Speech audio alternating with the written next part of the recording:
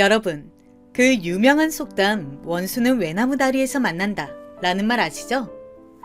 꺼리고 싫어하는 사람을 피할 수 없는 장소에서 만날 수밖에 없다는 말인데요. 그 속에는 지은 죄는 반드시 돌려받는다 라는 뜻도 숨겨져 있습니다. 오늘 사연 속에서는 이러한 뜻이 숨겨져 있을지 저와 함께 만나보실까요? 오늘도 3가지의 이야기가 준비되어 있습니다. 그럼 다 같이 이야기 시작해 볼게요. 저는 톡톡사연 한이입니다.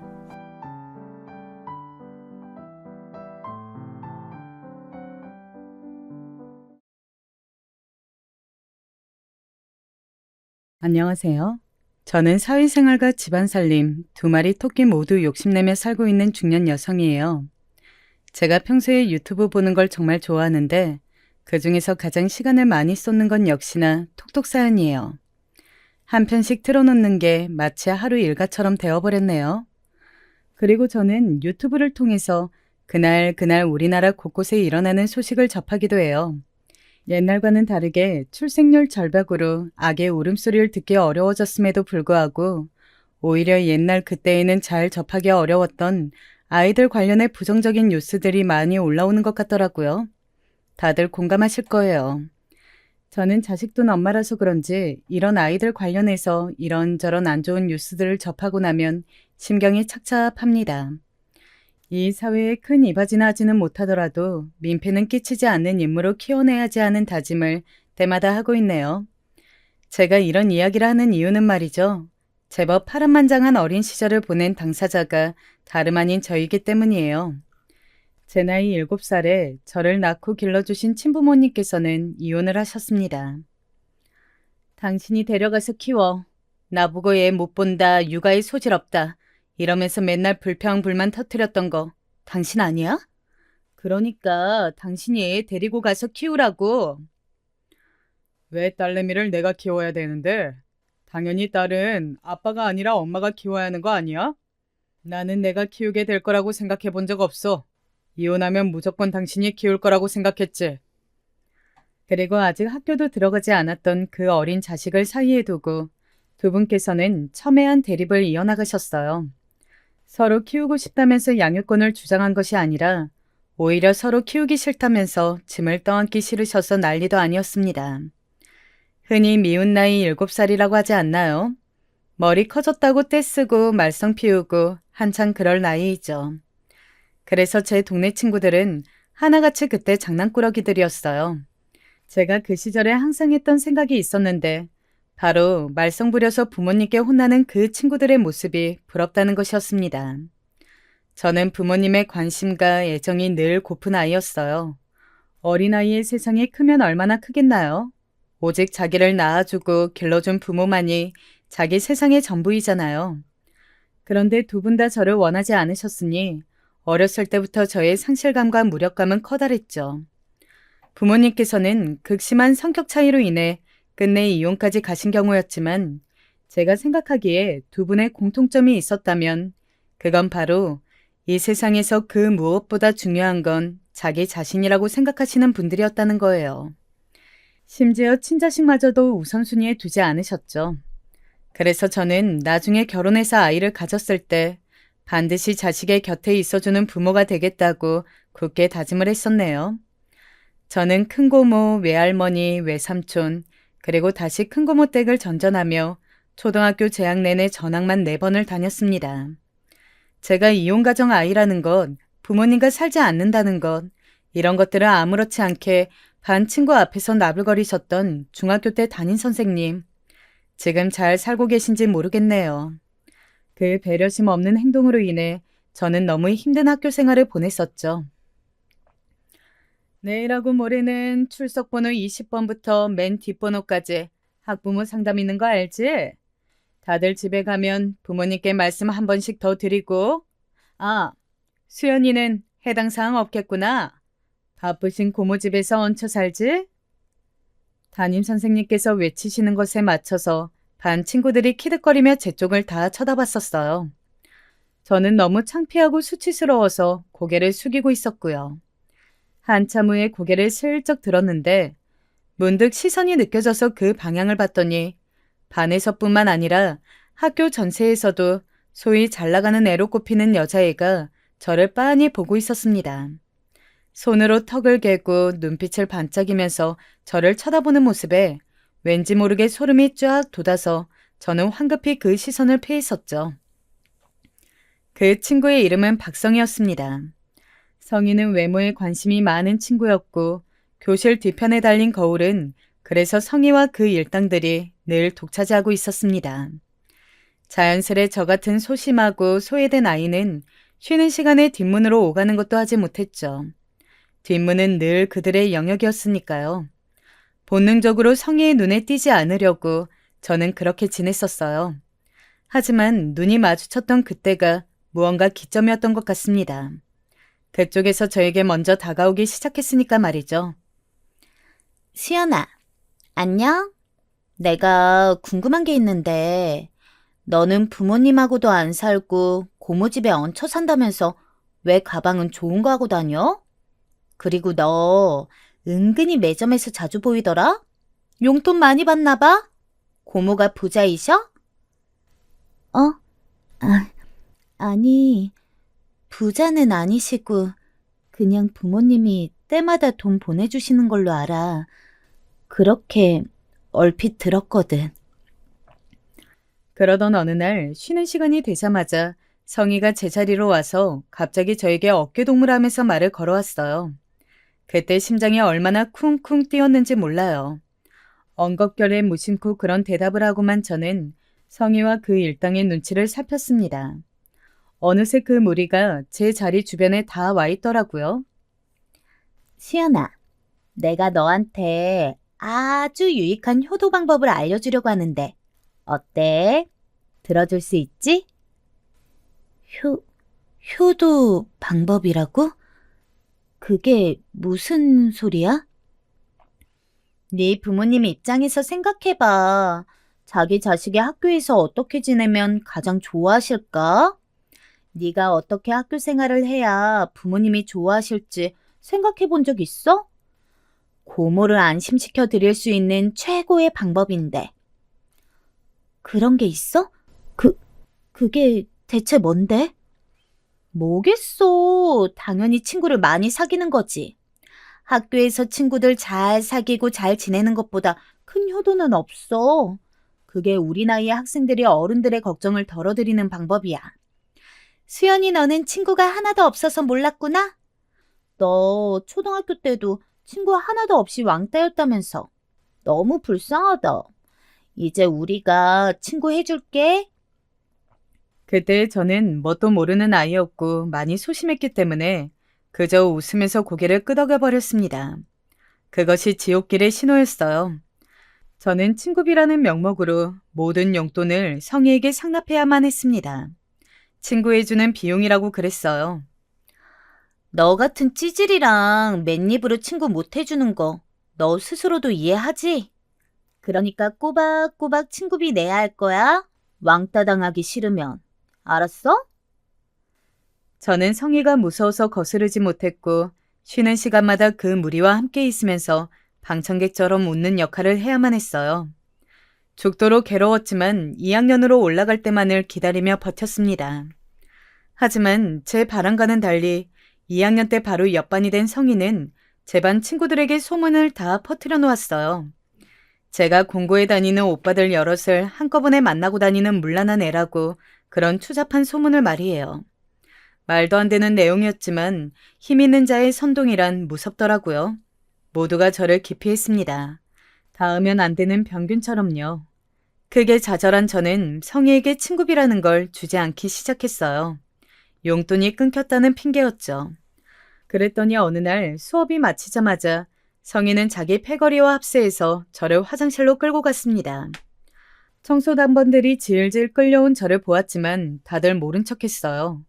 성희가 눈을 부라리는 것에 당번들은 죄다 고개를 숙이고 화장실을 나가버렸죠. 그날 저는 맨 끝에 청소용구 정리칸에서 죽도록 맞았습니다. 저는 마치 인간 샌드백이었어요. 쉴 새 없이 주먹과 발이 날아들었고 저는 도중에 기절을 했었죠.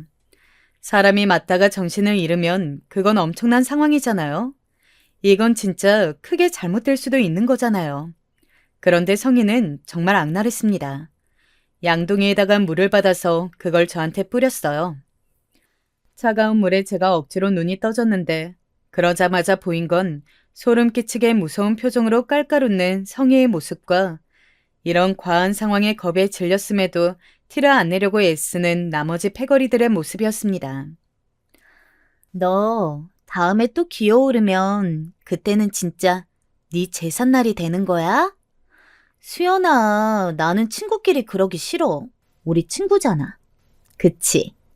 우리의 우정이 영원할 수 있도록 나는 제발 네가 협조 좀 해줬으면 좋겠어. 앞으로는 믿어도 되지? 다음 주까지 2만 원 준비해 오고. 아, 맞다. 너 지난번에 신고 왔던 나이키 운동화. 너 그거 일부러 안 신고 오는 거지? 아, 속 보인다. 머리 굴리지 말고 얌전히 신고 와. 엄마는 재혼을 하셔서 아예 보기 힘든 분이 되셨지만 그나마 아빠는 1년에 한 번 정도 만나고 있었는데요. 그런 아빠가 사주셨던 운동화였어요. 일이 우선이고 스스로가 우선이지만 그래도 자식이라고 챙겨주시는 것 같아서 단지 그것만으로도 저는 너무 감동이고 좋아서 그 운동화가 참 소중했습니다. 그러나 공포 앞에선 별 수 없었네요. 성희는 제가 그걸 신고 온 날 자기 운동화와 제 것을 억지로 바꿨습니다. 왜 하필 신발 사이즈가 똑같을까 하는 원망을 하는 게 힘없던 저의 유일한 분노 표출이었던 것 같네요. 너무 괴로워서 차라리 죽을까 하는 생각을 했었습니다. 선생님께 몇 번이고 말씀드려 보았지만 돌아오는 반응은 늘 비슷했죠. 저보고 그러시더라고요. 당하는 사람도 뭔가 잘못한 게 있지 않겠냐고. 그 소리 듣자마자 모든 기대를 접었습니다. 2년 내내 괴롭힘을 당했던 저는 3학년 때 심지어 성희와 같은 반에 배정이 되었어요. 저는 학교를 나가지 않았습니다. 그냥 차라리 아무것도 안 하는 게 나을 것 같아서요. 본능적으로 학교를 계속 나가면 저는 박성이라는 사람의 손에 죽을 거라는 예감이 들었어요. 등교 거부하기를 2주, 놀랍게도 아빠가 저를 찾아오셨어요. 수연아, 너 나하고 같이 갈래? 이제부터 아빠하고 살래? 앞뒤 설명 아무것도 없이 정말 단조로운 질문이었는데 저는 어느새 미친 듯이 고개를 끄덕이고 있었습니다.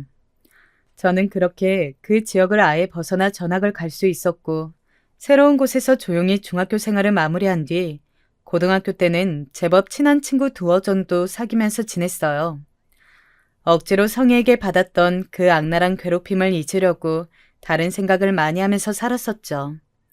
아빠는 제가 성인이 된 이후로 교제하시던 어떤 분과 동거를 시작하셨고 저는 자취를 하면서 따로 지냈습니다. 너무 슬펐던 게 뭔지 아시나요? 시간이 지나면서 저를 죽도록 괴롭혔던 성희에 대한 분노와 원망 또한 여전했지만 저 스스로에 대한 자책이 밀려들기 시작했다는 거예요. 왜 그렇게 나약했을까, 멍청했을까, 바보 같았을까. 이런 자괴감이 들면서 상황을 이겨내지 못했던 그 시절에 제가 너무 싫어지더라고요.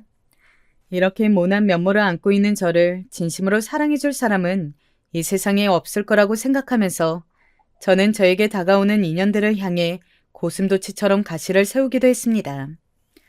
가시를 본 모두가 뒷걸음질을 쳤고 그렇게 다들 스쳐가는 인연으로 남았지만 단 한 사람만은 달랐습니다. 수연아, 일기예보에도 비 소식은 없었는데 햇볕 쨍쨍한데 비 오는 거 신기하다. 그치? 오빠는 갑자기 비 오는 게 뭐가 좋다고 그렇게 웃음 만발이야? 나 어렸을 때 우리 집이 빚더미에 앉아서 집도 없이 길바닥에 내몰렸었거든. 그래서 급한 대로 동네 어떤 분께 사정해서 그분의 집 마당에 있던 창고에서 며칠 지냈었어. 그때가 비 오는 철도 아니었는데 하필 그 며칠 사이에 계속 비가 오는 거야. 창고가 얼마나 꿉꿉하고 퀴퀴하던지. 그래서 동생이랑 계속 밖에 나가서 비 맞으면서 놀았어. 웃으면서 잘 놀았던 게 추억으로 남았네. 제가 그 말을 듣고 얼마나 놀랐었는지 모릅니다. 구김살 하나 없는 그 남자의 얼굴에서는 어둡고 힘든 과거의 흔적 따위는 보이지 않았거든요. 너무 가난하고 힘들어서 과자로 끼니를 때운 적도 많았다는 것을 알았을 때는 정말 할 말이 없어지더라고요. 새우깡하고 감자깡을 물에 불려서 그걸 죽처럼 만들어서 먹었었다네요. 형편이 어려워 추레한 옷을 입고 다니니까 학교에서는 늘 놀림감이었겠죠. 학교 생활이 분명 녹록하지 않았을 텐데 그 시절을 회상하는 그 남자는 전혀 괴로워 보이지 않았습니다. 저는 제 과거를 너무 혐오하다 못해 증오하는 사람이었기 때문에 어떻게 그럴 수가 있는지 궁금했어요. 그때 그 남자가 저에게 그러더라고요. 뭐 어쩌겠어. 과거도 지금 전부 똑같은 나야. 아무도 내 인생을 1초도 살아줄 수 없는데 어떻게 모든 순간에 내가 나 자신이 아닐 수가 있겠어. 그러니 인정하고 받아들이고 다 끌어안고 묵묵하게 앞으로 나아가는 거지. 뒤를 보지 않고 앞으로만 나아가는 것, 그게 바로 내가 지나온 길들을 괴롭게 여기지 않는 비결이야. 내 대답이 너에게 좀 도움이 됐을까? 도움이 됐는지 아닌지는 지켜봐야 알 것 같아. 나는 옛날 일 때문에 너무 오래도록 거기에 얽매여 있었거든. 이제 와서 한 번에 그걸 다 성숙하게 떨쳐낼 자신은 없어. 그래도 오빠 같은 사람이 지금 내 옆에 있다는 게 내 인생에서 가장 큰 행운이라는 사실 하나만은 알겠다. 수연아, 너랑 만나면서 네가 이렇게 적극적으로 나오는 모습은 지금 처음 보는 것 같아. 와, 보기 좋네. 저를 향해 수줍게 웃어주는 그 남자를 보며 제가 속으로만 대답했었죠. 앞으로 이런 제 모습을 많이 보여주고 싶다고요. 저는 살면서 이성을 보면 한 번도 떨려본 적이 없었는데 별 생각 없이 누가 주선을 해줘서 만나게 되었던 그 남자와 대수롭지 않게 시작했던 연애에 큰 감흥도 없었는데 그날 갑자기 심장이 두근거리더라고요. 걷잡을 수 없이 설레기 시작했던 듯 싶어요. 사람이 사람에게 빠지는 건 무어라 말로 설명할 수 없는 과정 같아요. 저는 마음을 열고 그 남자를 만나기 시작했으며 연애 기간을 2년 채운 끝에 결혼을 하게 되었습니다. 순박하고 진솔한 그 남자가 바로 지금의 제 남편이자 제 아이의 아빠인데요. 남편이 어렸던 옛날에 그때에 가세가 확 기울었던 제 시댁은 성실하고 꿋꿋하게 살아오며 많은 회복을 이뤄낸 상태였으나 저희 부부가 결혼하던 때에 결코 부유하다고는 볼 수 없는 후하게 쳐줘야 평범한 수준이었습니다.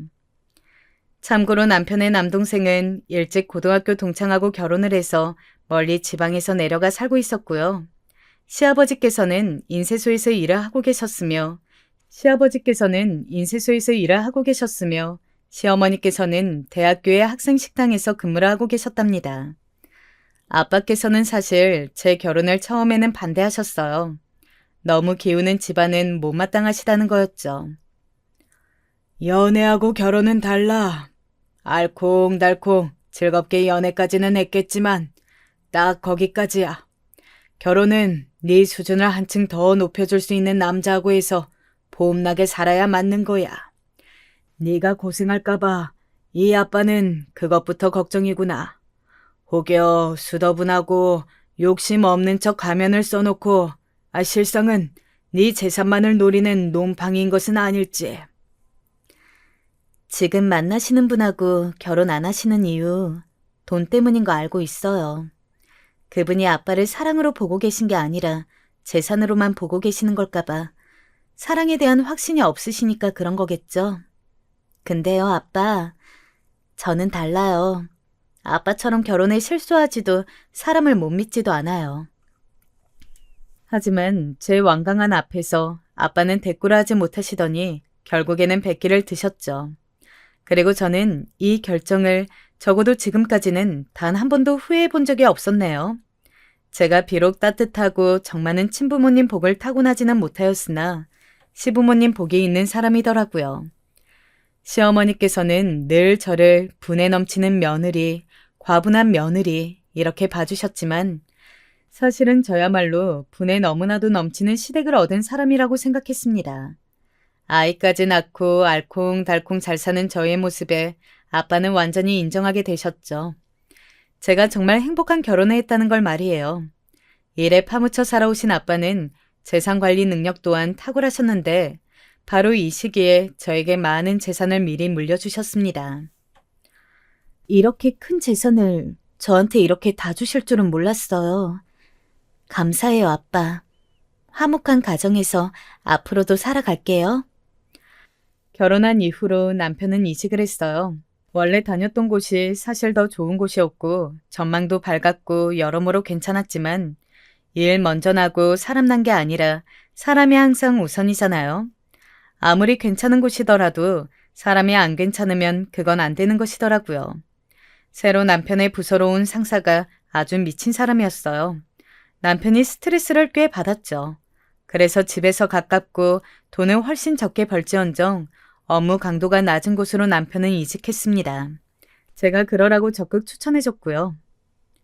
규모가 아담한 곳이기는 해도 나름 체계가 잘 잡혀있고 오래 근속한 분들도 많더라.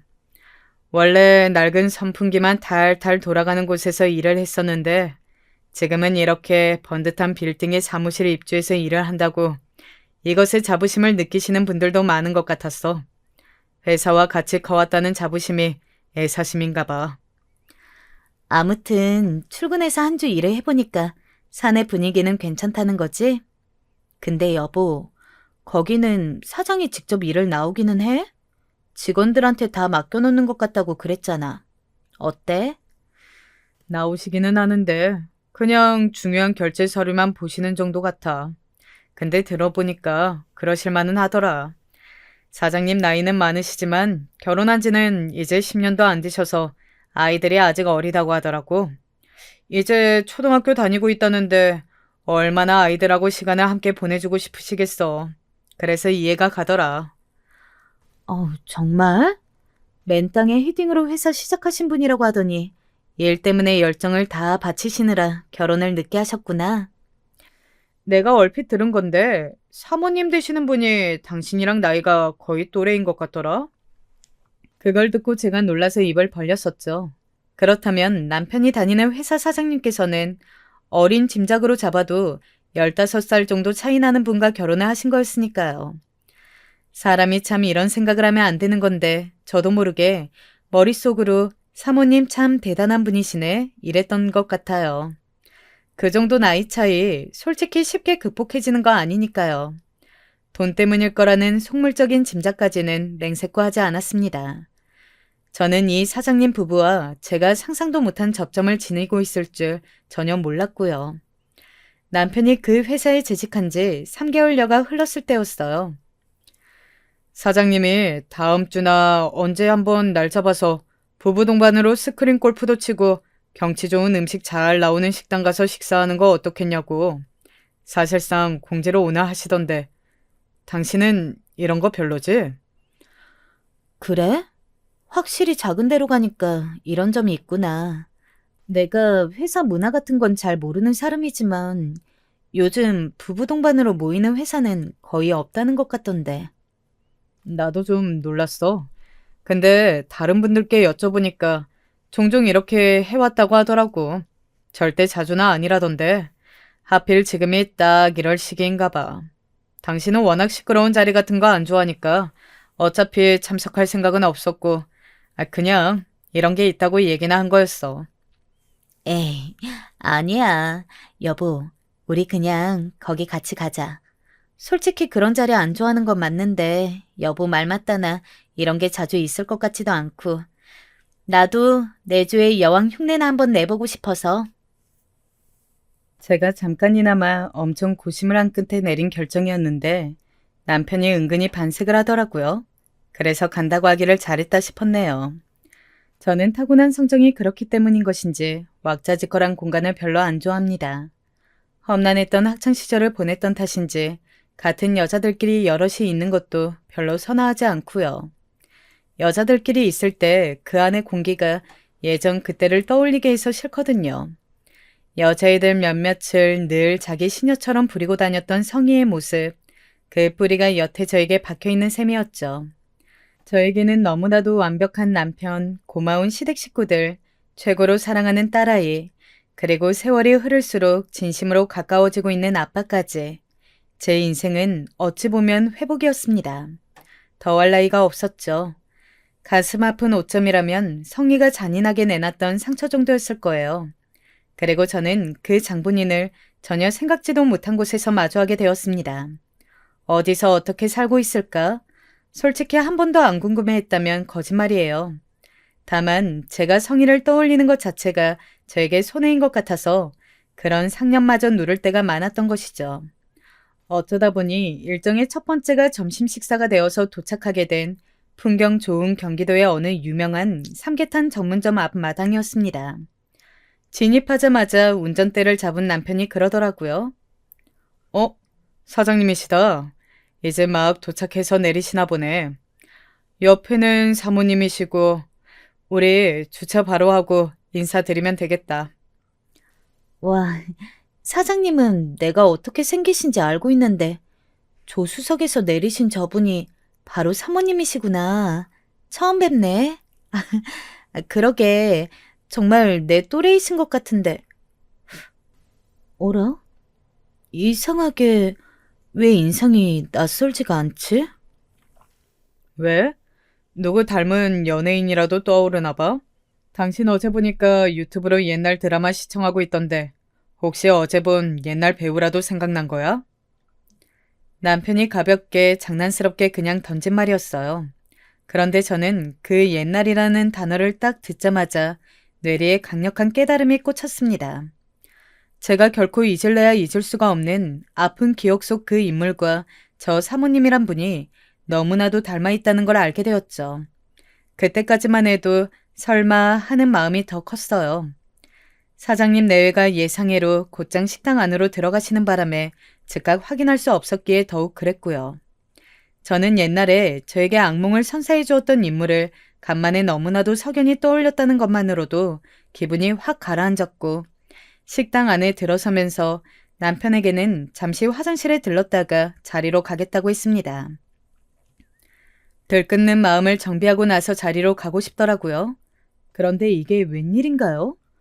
원수는 외나무 다리에서 만난다고 하더니 화장실로 가는 길목에서 제가 딱 상대를 마주치고 만 거예요. 가까이에서 정면으로 보니까 느낌이 오더라고요. 사모님이라는 사람 제가 아는 박성희가 맞았습니다. 그런데 그쪽에서 저에게 먼저 말을 걸어오더라고요.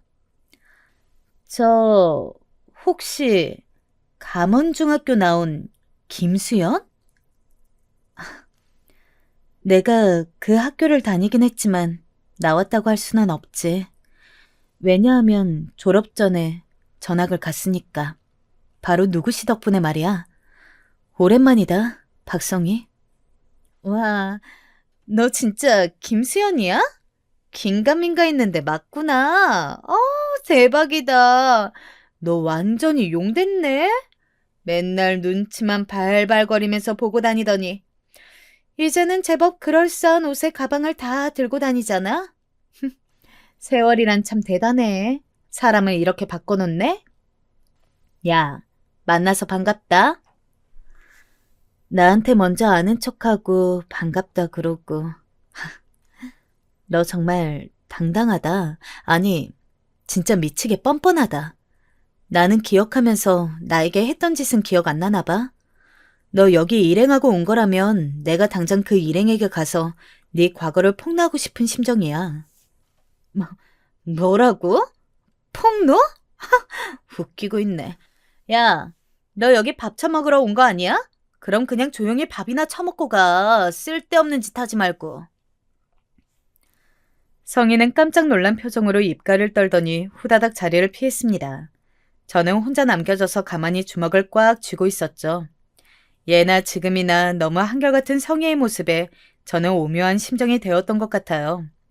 생각을 차분하게 정리하며 일부러 느긋하게 화장실을 갔다가 자리로 향했습니다. 보니까 저를 제외한 모임 일원들이 다 자리에 있더라고요. 상석에 사장님 그리고 성희가 있었죠. 남편이 저를 발견하기 전에 성희가 먼저 저를 쳐다봤습니다. 그러더니 많이 놀랐는지 눈이 휘둥그레지더군요. 저는 속으로만 피식 웃으면서 겉으로는 해사하고 순한 미소를 지으며 사장님을 비롯한 다른 분들에게 인사를 건넸습니다. 남편이 저를 소개하고 있는 와중에 성희가 눈을 반짝 빛내면서 입을 실룩거리더라고요. 마치 옛날 그때처럼 저를 먹잇감 보듯 했던 옛 순간과 겹쳐 보이는 성희의 눈빛에 저는 속에서 고요한 분노가 끌어올랐죠. 아, 이때 생각했어요. 이것은 하늘이 준 기회로구나. 어머, 신기하다. 최 대리님 부인이 바로 수연이었어요? 저 수연이하고 중학교 동창인데 좀 아까 화장실 앞에서도 마주쳤는데 짧게 인사만 해서 아쉬웠거든요. 네? 정말요? 당신 이거 진짜요? 사모님하고 아는 사이야? 성희의 발언에 그 자리에 있는 모두가 놀랐죠. 물론 제 옆에 있는 남편이 가장 놀란 눈치였고요. 저는 그런 남편을 향해 끄덕여주면서 테이블 아래로 손을 내려서 가만히 남편의 손을 잡았습니다. 그 은밀한 신호에 남편이 움찔하더니 저에겐 눈인사로 화답하더라고요. 제가 지금 괜히 이럴 사람이 아니라는 걸 남편은 너무나도 잘 알고 있기에 상황을 가만히 잘 지켜보겠다는 답신이었죠. 저와 성희의 인연에 사장님께서는 고무되셨는지 갑자기 신이 나서 옛날 이야기를 떠들기 시작하셨고 모두가 장단을 맞춰드리기 위해 그쪽에 집중하고 있을 때 저는 성희와 불꽃 튀는 시선을 주고받았습니다. 성희가 저를 향해 아주 작은 목소리로 전해오더라고요. 너 아까 뭐라고 그랬더라? 뭘 폭로하겠다고? 웃기고 있네. 야, 너 앞으로 나한테 잘 보여야 할 텐데 아까의 무례한 태도는 어떻게 만회할 거야? 성희야, 지금 네가 무슨 개소리를 하는 건지 나는 이해가 안 돼. 뭐? 야, 너 아직 상황 파악이 안 돼? 대가리가 안 돌아가? 네 남편 승진시키고 싶으면 눈치껏 내 앞에서 기어야 할 텐데? 그때까지 성희는 아주 자신만만했을 거예요. 아주 오랜만에 우연히 마주친 저라는 존재가 과거 폭로로 운운해서 심장이 덜컥 내려앉았는데 마침 제가 또 자기 남편 회사에 다니는 사람의 와이프라니 얼마나 웃음이 났을까요? 단숨에 전세 역전, 기세 등등할 만한 상황이었죠. 하지만 최후에 웃는 사람은 저였습니다. 저는 정말 소리를 크게 내어서 웃어버렸어요. 당신의 옛날 이야기를 신나게 늘어놓으셨던 사장님은 물론이고 모두가 저를 깜짝 놀란 눈으로 쳐다봤죠. 야, 성희야. 너 정말 웃긴다. 내가 우리 남편을 승진시키고 싶으면 너한테 기어야 한다고? 무슨 그런 농담을 그렇게 해? 너 원래 이렇게 개그를 잘 치는 애였어? 중학교 때는 패거리 만들어서 나 같은 애들이나 괴롭히고 다니고 심심하면 사고치고 공부는 뒷전이라 외모에만 관심 있어서 맨날 실핀으로 딱볼 발라다가 쌍꺼풀이나 만들고 네가 그러던 애였지. 딱히 재미있는 애는 아니었는데? 수연아, 갑자기 애가 더위를 먹었나? 아, 별소리를 다 하네? 너 왜 이래? 왜? 네 기억 속에 나는 네가 주동하는 끔찍한 괴롭힘 앞에서 무력하게 조아리던 나약한 애였는데 지금 이렇게 말을 너무 잘하니까 어이가 없어? 안 믿겨져? 아까 네가 나한테 말한 대로 아무래도 내가 용됐나 봐. 과거에 비해서는 지금이 훨씬 낫지. 그런데 너도 옛날보다 지금이 더 나아. 너 쌍꺼풀 수술했지? 자연스럽게 잘 됐다. 근데 너 코 수술도 한 것 같은데? 혹시 쌍꺼풀 수술할 때 같이 했어? 패키지 할인받았는지 궁금한데 정보 좀 공유해줘. 제 신랄한 말이 끝나기가 무섭게 챙그랑 소리와 함께 사장님께서 지고 계셨던 수저를 놓치시면서 그게 그릇하고 부딪히는 시끄러운 소리가 났어요. 표정을 보니까 무척 당황하셨더라고요. 거의 충격에 빠지신 표정으로 저와 성희를 번갈아 쳐다보고 계셨어요. 다른 내외분들도 전부 경악해서 말문이 막히신 상태였죠. 전부 다 어안이 벙벙해 계시더라고요. 침묵을 가른 사장님께서 얼굴이 조금 빨개진 채로 성희에게 물으셨어요. 이게 대체 무슨 상황이야? 당신 옛날에 큰 잘못이라도 저질렀어? 아니에요. 잘못은 무슨. 학교 다니면서 그냥 친구들하고 한 번씩 일으킬 수 있는 트러블 정도였죠. 수연이 제가 지금 자기는 대리 와이프인데 저는 사장 와이프라 사모님 소리 듣고 산다고 보통 질투하는 게 아니네요. 수연아, 너 진짜 어렸을 때 그 벌은 못 고쳤구나. 너 제발 시기 질투해서 남 깎아내리는 짓 좀 하지 마. 성희가 발끈하면서 정말 자기가 순수한 피의자인 것 마냥 외치는데 진짜 어이가 없더라고요. 제가 코웃음을 치니까 그걸 보신 사장님께서 약간 한숨을 쉬시더니 팔은 안으로 굽는다는 걸 보여주셨습니다. 아는 사람끼리 더 얼굴 붉히는 일 만들지 않으셨으면 합니다. 우리 최대리 정말 성실하고 업무 능력도 뛰어난데 자기 집 사람 문제로 회사에서 입지 좁아지면 그건 너무 안타까운 일이잖아요. 사장님, 죄송한데 말씀에 상당히 어폐가 있네요. 사장님 부인 되시는 제 중학교 동창 성희가 옛날에 큰 잘못을 저질렀던 게 맞고요. 여기서 다시 만나자마자 그 더러운 인성 안 변했다는 걸 드러내면서 먼저 시비를 걸어온 것도 그쪽이에요. 저는 지지 않고 바로 맞받아쳤어요. 심장은 미친 듯이 뛰고 있었지만 목소리는 흔들리지 않고 흘러나와서 천만다행이었습니다. 그때 성희는 저를 가소롭다는 듯 보고 있었어요. 자기 쪽이 무조건 갑이라고 생각하고 있었으니까요. 이렇게 중얼거리더라고요. 자기 남편 회사 잘리게 하고 싶어서 환장했나? 앞뒤 분간도 할 줄 모르네. 그 소리를 듣자마자 핸드백에서 지갑을 꺼낸 저는 명함 하나를 바로 찾아냈습니다. 그리고 그걸 사장님 앞으로 툭 던졌어요. 반질거리는 명함을 의문스럽게 쳐다보시던 사장님께서는 이내 더욱 짙은 의문에 휩싸이신 눈으로 저를 쳐다보셨죠.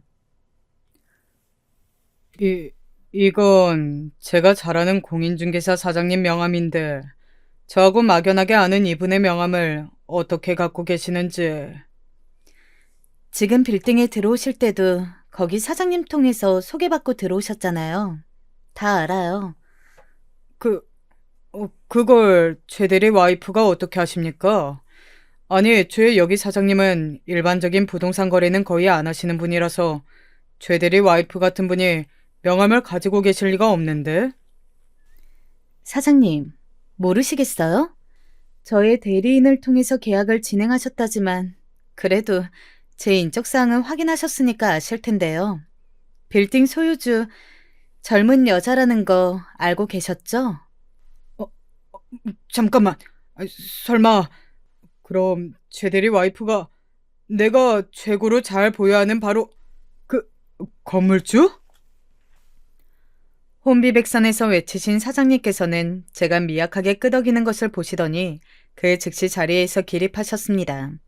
그 바람에 젓가락이 바닥에 떨어졌는데 조금도 개의치 않으시고 저에게 90도로 인사부터 하시더군요. 거의 식은땀을 흘리시는 모양새로 중얼거리셨어요. 아이고, 이렇게 인사를 드렸어야 했는데 몰라 뵙고 대단한 신뢰를 범했습니다. 아니 세상에 어떻게 최 대리는 이런 엄청난 아내를 얻고도 일을 다니나. 도저히 이 사실이 믿기지가 않는데. 애초에 제 건물이니까 제가 아는 회사니까 제 남편 보고 여기 어떠냐고 추천해서 입사했던 거예요. 그리고 제 남편은 배우자의 능력과 상관없이 본인의 길을 갈고 닦아 나가는 사람이라서요. 오로지 배우자의 능력에 기대어 빌부터 살아가려는 사람은 절대 이해할 수 없는 영역이죠. 저는 사장님을 향해 덤덤히 대꾸하면서 성희 쪽을 눈짓했습니다. 아직 상황 파악이 오롯이 안 됐는지 성희는 멍청하게 두리번거리면서 다른 사람들의 놀란 반응이나 살피고 있었죠. 저는 그런 성희를 쳐다보면서 사장님께 말씀드렸어요. 제가 그 빌딩 소유주인 거 사장님께서 회사 일에 관심 가지시고 서류 하나만 확인하시면 드러날 일이고요. 지금은 우선 선행되어야 하는 게 있지 않나요?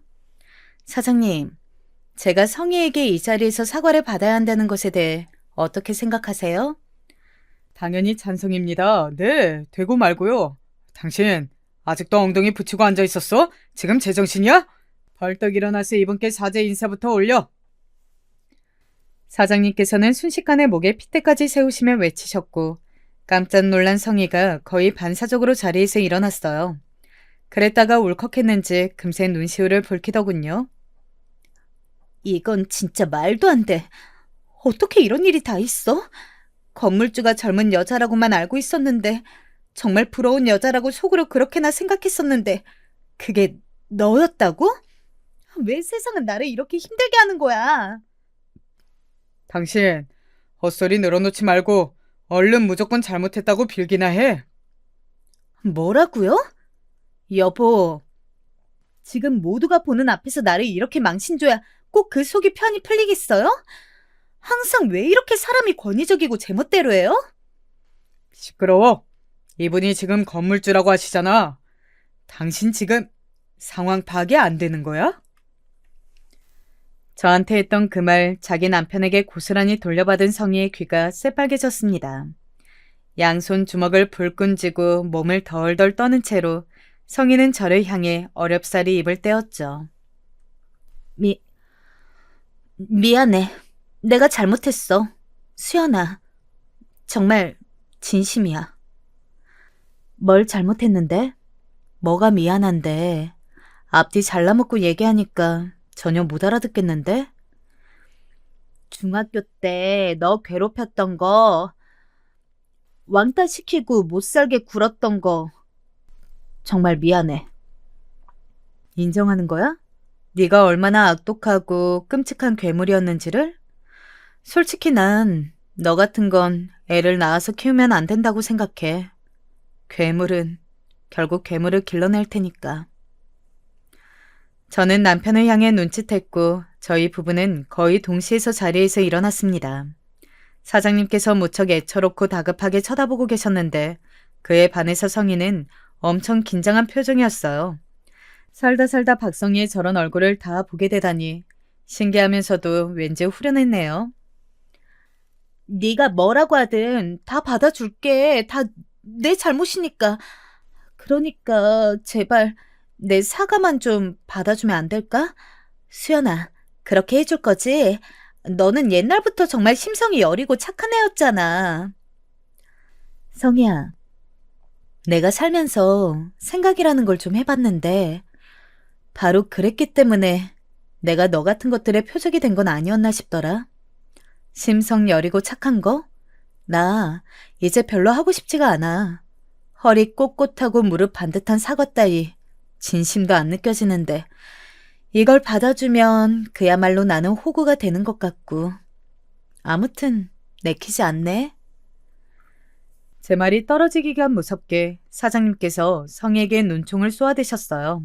무언의 압박이었죠. 그걸 보면서 저는 저 부부는 상하관계가 아주 명확하다는 생각을 했네요. 성희는 황급히 제 앞으로 와서 털썩 무릎을 꿇었습니다. 모두가 지켜보고 있는 가운데 성희는 무릎을 꿇고 머리까지 조아렸어요. 정말 진심으로 사과할게. 미안해.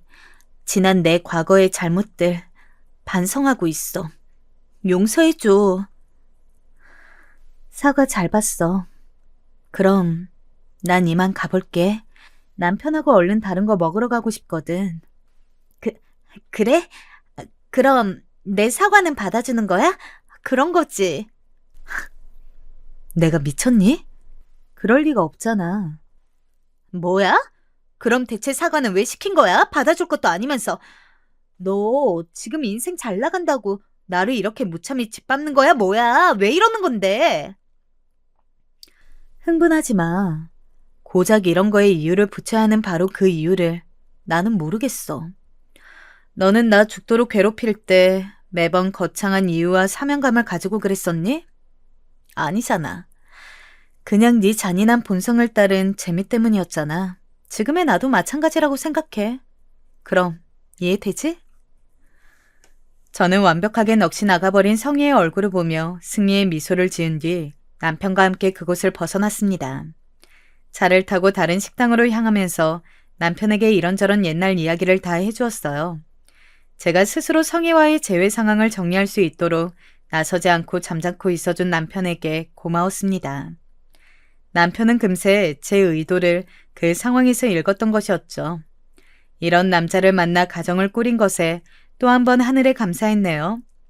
남편은 이 기묘한 관계가 얽힌 회사를 계속 다닐지 말지 고민했지만 저를 위해서 출근을 하였습니다. 내가 보란 듯이 다녀줘야 사장님 내외가 마음이 불편하지 않겠소? 내가 계속 회사를 다니는 것만으로도 내 생각에 그 두 사람은 다툴거리가 계속 생겨나서 분열을 할 게 틀림없어. 그리고 놀랍게도 남편의 예언은 적중하였어요. 왜냐하면 그때 그 부부 동반 모임 자리에 다른 직원들도 많이 있었기 때문에 그 후에 회사에서 저와 성희의 일을 모르는 사람은 아무도 없게 되었는데요. 공교롭게도 2달 사이에 3명이나 퇴사를 하였어요. 규모가 작은 회사에서는 큰 이탈이었죠.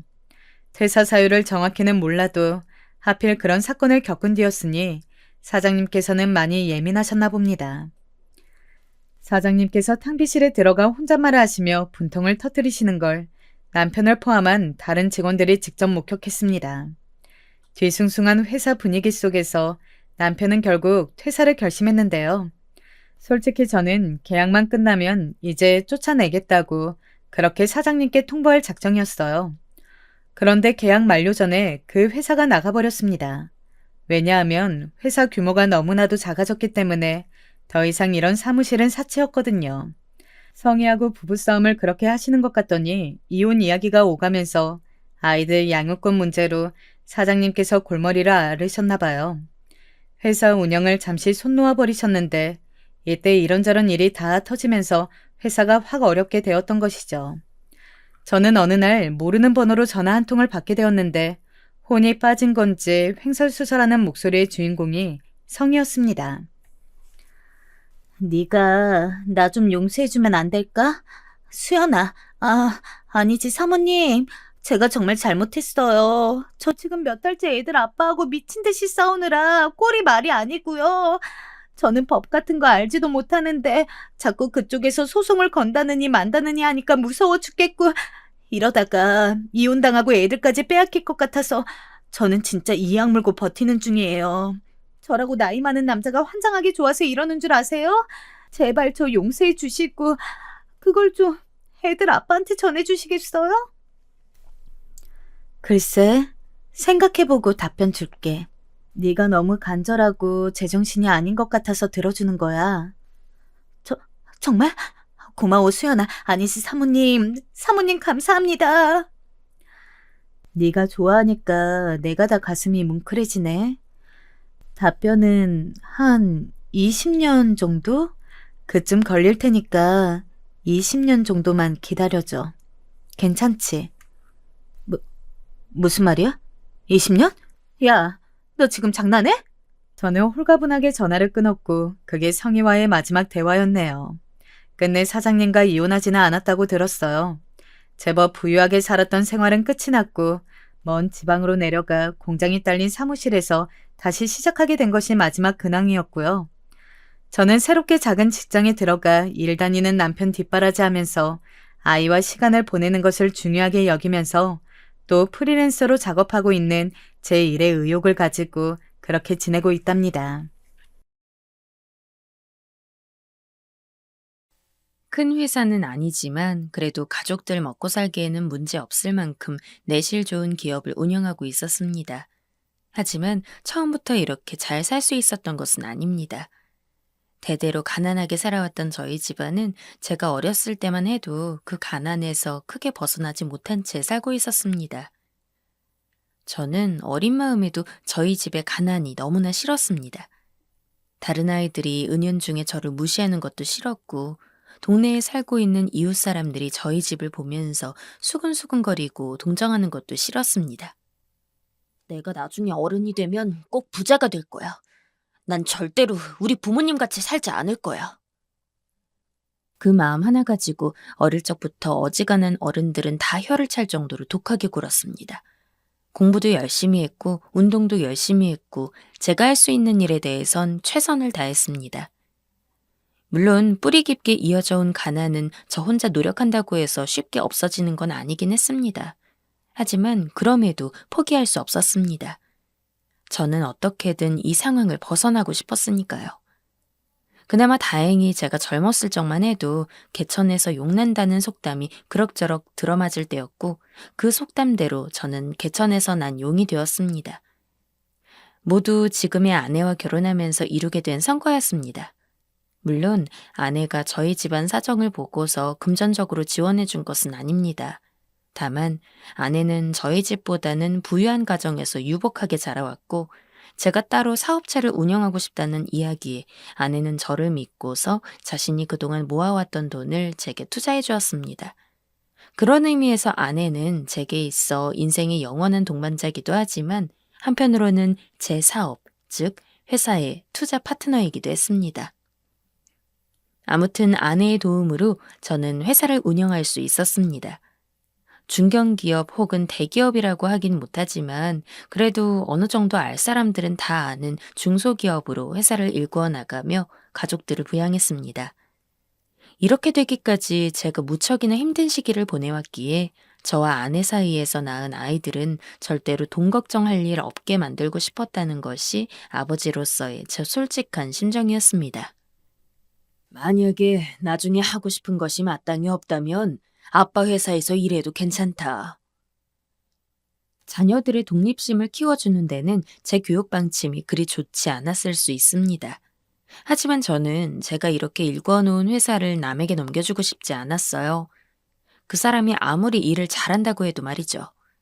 이왕이면 제 자식이 하나하나 배워서는 나중에 저나 아내가 세상에 없을 때 저희를 대신해 이 회사를 이어받길 바랐습니다. 제게는 두 딸이 있었고 요즘 젊은 사람들에 비하면 저는 당연히 옛날 시대를 사는 사람이긴 했지만 그때 보편적으로 만연했던 남아선호 사상 같은 건 없었습니다. 특히나 아내와 결혼하고 나서는 아내가 제게 보여줬던 사업적인 감각 같은 것들을 누구보다 가까이서 확인했던지라 더욱더 그런 마음가짐과는 거리가 멀었습니다. 오히려 딸들은 저보다는 아내를 더 닮은 구석이 있었기에 나중에 아이들이 컸을 때 제 바람대로 둘 중 하나는 제가 가진 회사를 이어서 잘 운영할 것이라는 기대가 있었죠. 아버지, 저 아버지 회사에 다녀보고 싶어요. 우리 회사에 말이냐? 네. 물론 아버지가 사장님이라고 해서 바로 높은 자리를 원하는 건 아니에요. 아시다시피 저는 사회 초년생이잖아요. 직장 경험도 없고. 아무리 제가 아버지 딸이라고 해도 아무런 경험도 없는 상황에서 높은 직위를 가지게 되면 분명 많은 실수가 있을 거예요. 그러니까 신입사원으로 입사해서 경험을 쌓고 싶어요. 안타깝게도 둘째는 제가 운영하는 회사에 그리 관심이 없었습니다. 애초에 첫째와는 나이 차이가 꽤 있었기에 학생 입장에서 하고 싶은 것도 많을 테고 아버지 회사에 그리 관심을 가지기는 힘들었을 겁니다. 하지만 첫째는 달랐습니다. 어릴 적부터 영특했던 첫째는 초등학교부터 대학교 시절까지 성적으로 저희 부부를 걱정시킨 적이 한 번도 없었고 그렇다고 해서 품행이 나쁘지도 않았습니다. 오히려 모범생이라고 칭찬을 들으면 들었죠. 내심 그런 첫째를 보고 첫째가 부디 제가 운영하는 회사에 관심을 가져 나중에 사장 자리를 물려받았으면 했는데 참 다행스럽게도 대학을 졸업함과 동시에 첫째는 저에게 회사에 다녀보고 싶다는 이야기를 꺼냈습니다. 게다가 스스로 높은 직위가 아닌 신입사원의 자리를 요구하니 그 정도야 제 권한으로 충분히 이뤄줄 수 있는 부분이었습니다. 기쁜 마음으로 첫째를 회사에 다니게 했고 제 예상대로 일을 하게 된 딸아이는 그 누구보다도 현명하고 똑부러지게 업무를 처리해 나갔습니다. 여보, 우리 하람이가 확실히 똑똑하긴 해.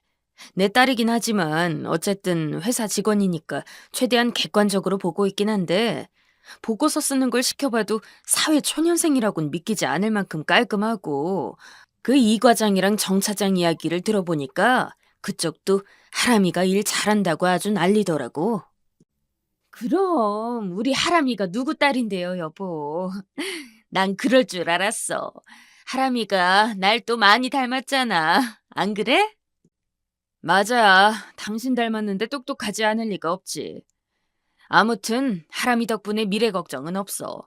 작은 회사긴 해도 우리가 힘 모아서 운영하는 회사인 만큼 하람이도 애착 갖고 잘 운영할 것 같아.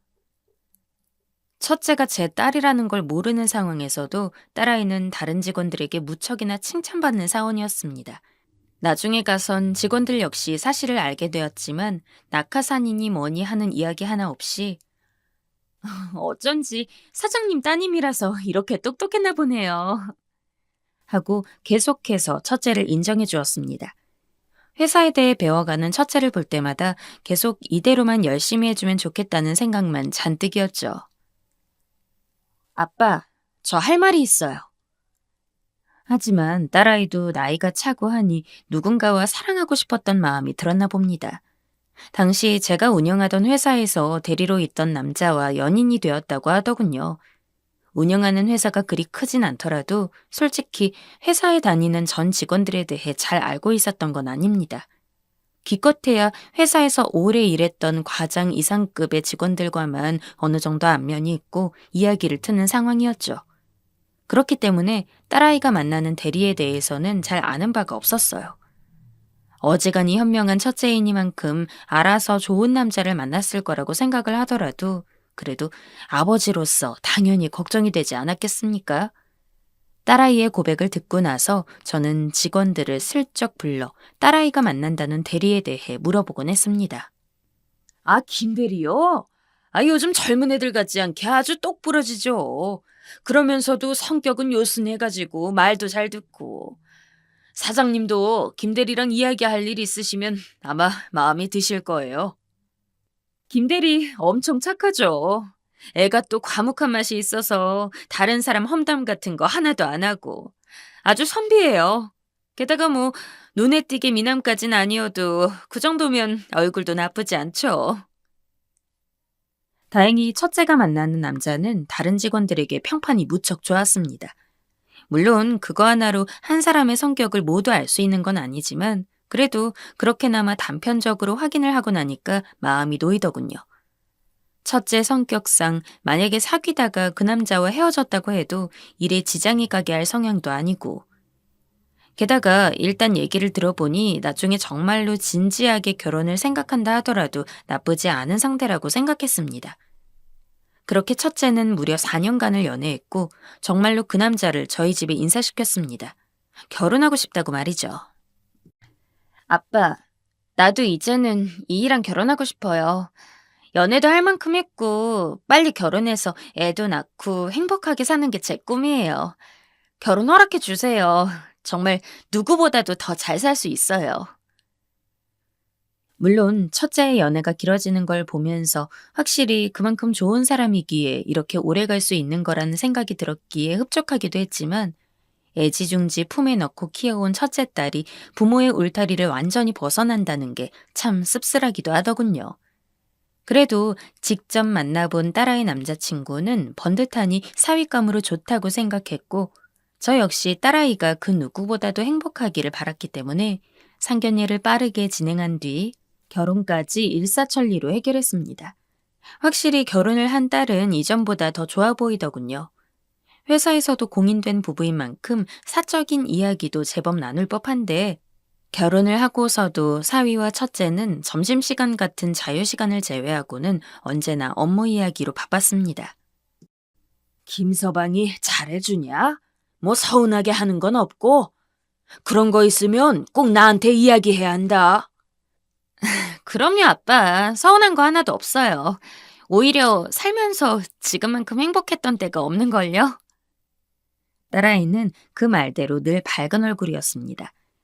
회사에서야 부부보다는 동료로서 지낸다고 하더라도 집에 가면 사위가 첫째를 제법 챙겨주는지 어쩌다 잘 지내는지 궁금해서 확인 삼아 물어보면 첫째는 그 누구보다 기쁘다는 얼굴로 제게 행복하다는 것을 알려주었습니다. 첫째는 결혼을 하고 나서도 회사에 쭉 다녔고 앞서 이야기했듯이 여전히 회사 업무에 집중하긴 했습니다. 하지만 아무래도 신혼이기도 하고 이것저것 신경 쓸 게 많아서 아버지가 아닌 회사 사장 입장에서 조금 걱정되는 게 없진 않았어요. 그러다 때마침 둘째가 대학을 졸업하고 나서 예상치도 못하게 제 회사에 입사하게 되었습니다. 아빠, 저도 언니처럼 아빠 회사에 다니고 싶어요. 한 번도 제 회사에 관심 보인 적이 없던 둘째가 갑자기 입사를 하고 싶다고 이야기하니 당황스럽긴 했습니다. 하지만 마침 첫째가 예전만큼은 회사에 온 신경을 집중하지 못하니 그 빈자리를 둘째가 채워줄 수도 있겠다 싶더군요. 그래서 둘째 역시 첫째가 처음 회사 들어올 때와 똑같이 신입사원으로 입사를 했습니다. 하람아, 너가 우리 회사의 열심인 건 알지만 그래도 신혼인데 김서방이랑 신혼 생활을 좀 즐기기도 해야지. 마침 네 동생인 서윤이가 입사하기로 했으니 한동안은 회사 일에 너무 신경 쓰지 않아도 된다. 내가 비록 너를 후계자 아닌 후계자로서 생각하면서 나중에 이 아빠랑 엄마가 세상에 없을 때 네가 우리 뒤를 이어받아서 회사 운영하면 좋겠다고 생각하긴 했지만 그렇다고 해서 네가 마땅히 누려야 할 행복을 뺏고 싶진 않어. 첫째도 둘째가 입사한 뒤 조금 부담이 덜해졌는지 평소에는 내라고 해도 내지도 않던 연차도 내고 사위랑 데이트를 하는 모양이었습니다. 둘째가 첫째 빈자리를 완벽히 채워줄 순 없었지만 그래도 애가 일머리가 없진 않다 보니까 역시나 신입치고는 꽤 일을 잘하는 편에 속했죠. 그렇게 평범한 하루하루가 계속되고 있었습니다. 그런데 어느 날 갑자기 둘째가 회사를 그만두고 싶다더군요. 회사에서 일한 지 딱 1년 만에 한 이야기였습니다. 뭔가 불편한 점이라도 있나 싶어서 물어봤지만 둘째는 그저 조금 여행을 떠나고 싶다는 이야기를 했죠. 대학 다니면서 여행은커녕 친구들과 약속 잡는 것도 거의 못 봤기 때문에 갑자기 무슨 바람이 들었나 싶긴 했지만 아무래도 평소에는 하지 않던 회사 일을 하면서 이래저래 스트레스가 많이 쌓였나 보다 싶어 허락을 해주었습니다. 한 달 정도 원 없이 국내 이곳저곳을 돌아다니고 싶다길래 용돈까지 두둑히 쥐어주고서 여행을 보냈습니다. 대신 혼자 여행을 가는 만큼 걱정이 안 될 수가 없어 주기적으로 집에는 연락을 해달라고 했죠. 그렇게 여행을 떠난 딸아이는 못해도 며칠에 한 번씩은 잘 지내고 있다는 식의 안부를 전해왔습니다. 하지만 그것도 잠시, 얘기했던 한 달째가 됐는데도 딸아이는 집에 들어올 생각을 하지 않았습니다. 여행을 하다 보면 예기치 못한 변수가 있기도 하니까 그것 때문에 여행 기간이 늘어났나 싶어 일주일 정도는 그냥 기다렸습니다. 하지만 딸아이는 그 뒤로도 집에 들어오질 않았습니다. 그냥 들어오지 않기만 한 것도 아닙니다. 심지어는 연락조차 하지 않았죠. 아니, 정확히는 딱 하나의 연락을 남겨두고서는 그 뒤로 아무런 안부도 전하지 않은 겁니다. 조금만 더 쉬다 올게요. 한 번도 이런 모습을 보인 적이 없던 딸이었기에 너무나 걱정이 됐습니다. 어떻게든 연락을 취해보려 했으나 둘째 딸은 핸드폰도 꺼두고 완전히 잠적을 해버렸죠. 저도 아내도 그리고 첫째도 틈만 나면 둘째가 걱정되어 잠을 이루지 못했습니다. 정말 별의별 생각이 다 들었어요.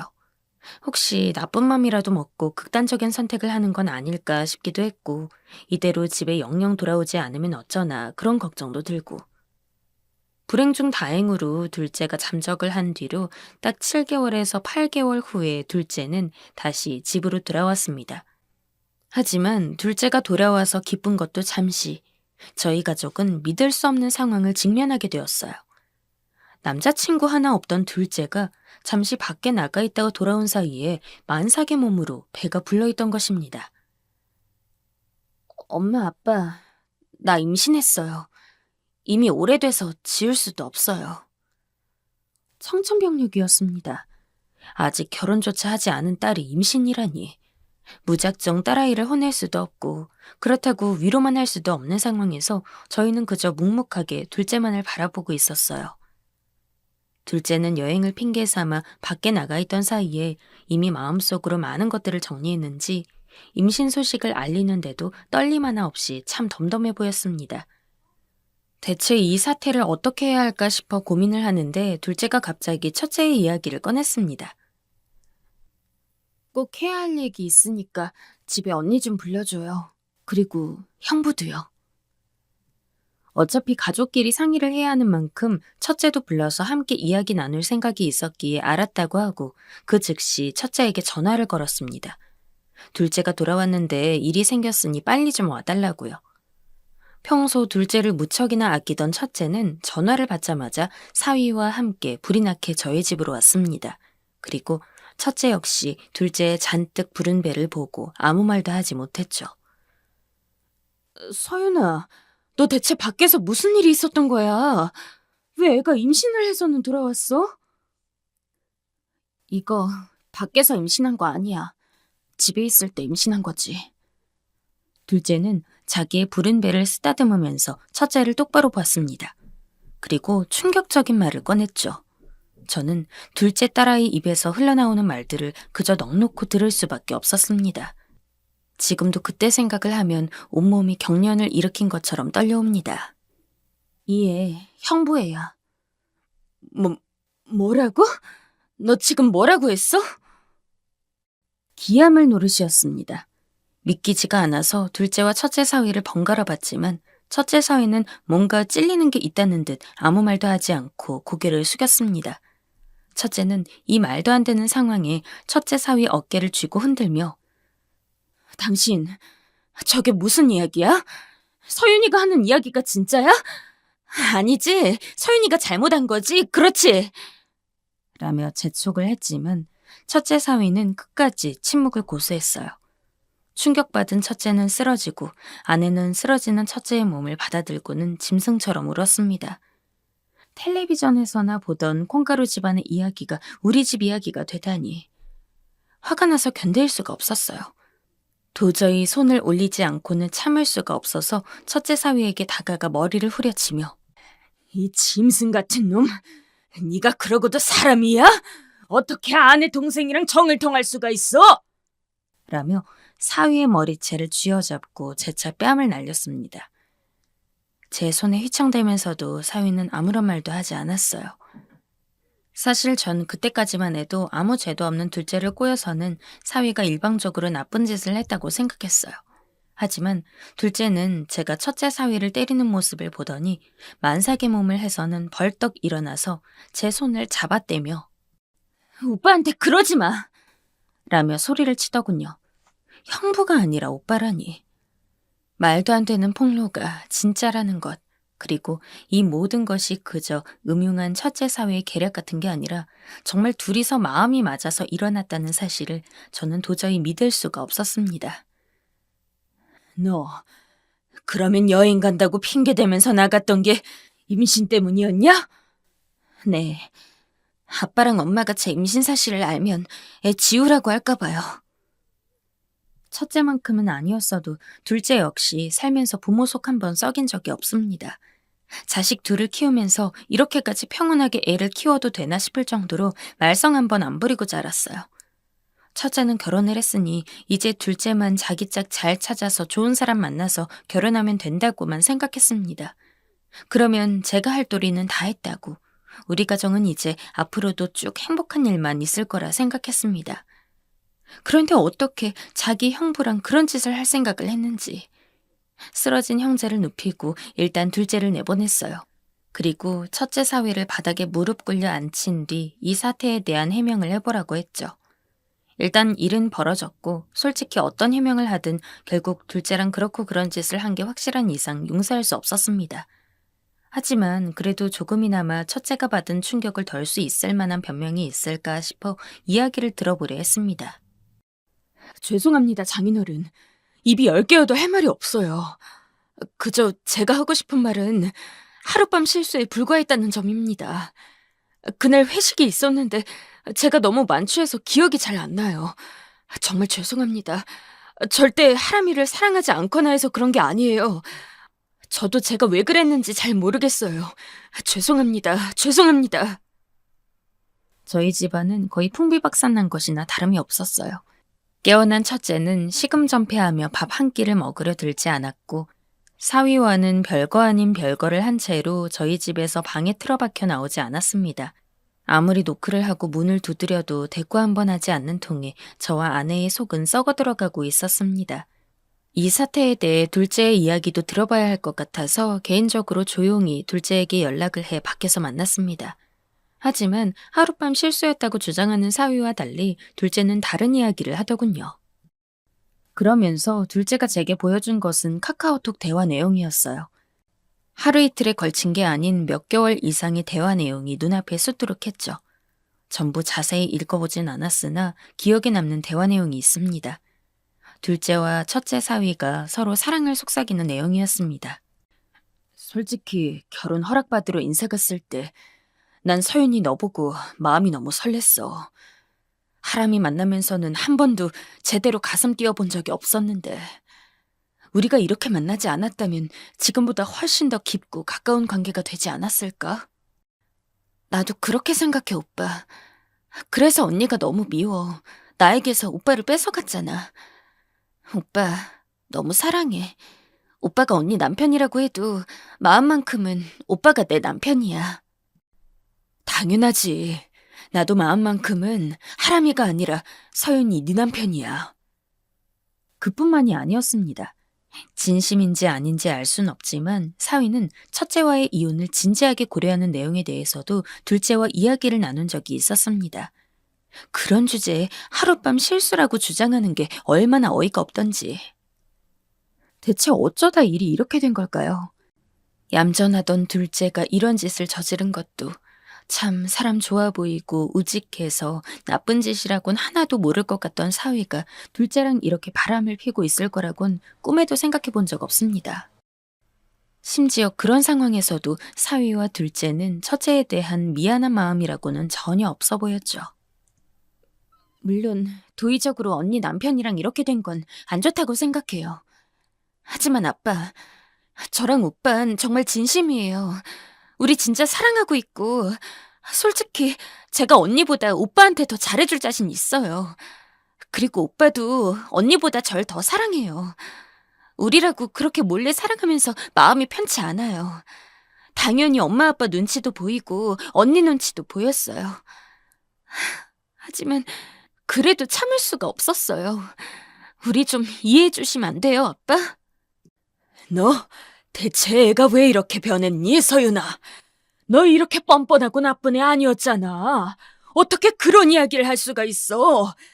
그렇다고 형부되는 사람이랑 바람을 펴? 그게 말이 된다고 생각해? 솔직히 바람핀 것도 바람핀 거지만 저런 식으로 바람을 사랑이라고 합리화하는 둘째의 모습이 너무나 충격적이었습니다. 제 언니는 자기 때문에 거의 정신병이 걸린 것처럼 아무것도 못하고 있는데 그 대화 이후로 저는 둘째 딸을 제 자식이 아닌 걸로 생각하기로 했습니다. 나아지지 않는 상황에 아내 역시 알아누웠고 첫째는 그 사이에 극단적인 선택을 시도해서 정말로 하늘나라에 갈 뻔하기도 했거든요. 도저히 용서할 수가 없었어요. 둘째 역시 첫째만큼 애지중지 키웠지만 이건 용납이 되는 수준이 아니었으니까요. 지금 저는 첫째 사위와 둘째를 어떻게 해야 제대로 혼을 낼 수 있을지 고민 중입니다. 집에서 매일 눈물 젖은 얼굴로 퉁퉁 부어있는 첫째 얼굴을 볼 때마다 가슴이 찢어지는 것만 같아요. 제가 여기서 어떤 대처를 진행해야 할까요? 그동안 둘째를 너무 오냐오냐해서 키운 건지, 이 모든 게 제 잘못은 아닌 건지 고민도 참 많습니다. 여러분, 어떻게 저놈들에게 복수를 할 수 있을까요? 정말 피도 눈물도 없이 밟아주고 싶습니다. 다시는 일어나지 못하게요. 참 머저리 같은 삶을 살았습니다. 제 인생에서 가장 후회되는 순간이 있다면 아무것도 모르는 20살 시절에 동네에서 친한 오빠와 사귀었던 것을 꼽을 겁니다. 그때는 그게 사랑인 줄 알았습니다. 저는 오빠를 너무나도 좋아했고 오빠가 옆에 있으면 세상 그 무엇도 두렵지가 않았습니다.